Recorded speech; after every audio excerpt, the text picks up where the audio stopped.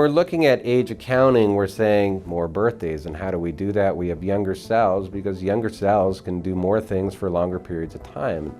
And then we have to look at each one of these things that might be detracting from that, or might be subtracting from our ability to live to that long, healthy age. And a lot of these things end up to be environmental in nature, because it's things that we're exposing our physiology to. Age accounting, which is an idea that I came up with that says we have certain metrics that we can test and say certain taxes that the body will have on it. And we have other measures that we can use, and we can go ahead and invest in our health. And when we combine these together, we essentially get a bottom line.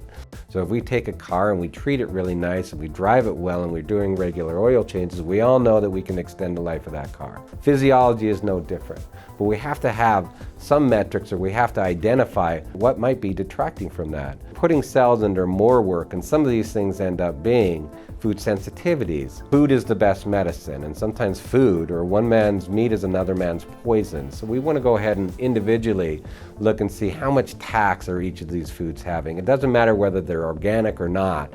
If we have an immune reaction to a certain food, it means we're spending a little bit of our resources to deal with that food.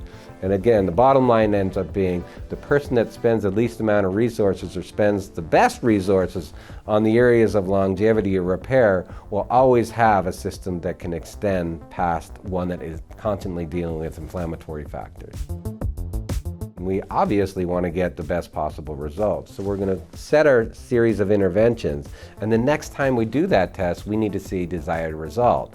There'd be no way that you'd want to invest a bunch of money in something and 6 months later look at it and see that we've lost money. The same as you wouldn't want to invest money in something and never look at it again and just hope and cross your fingers, hoping that it would pay dividends. So it is important that we go through a regular process. The testing will become very familiar to you, and the result will be desired.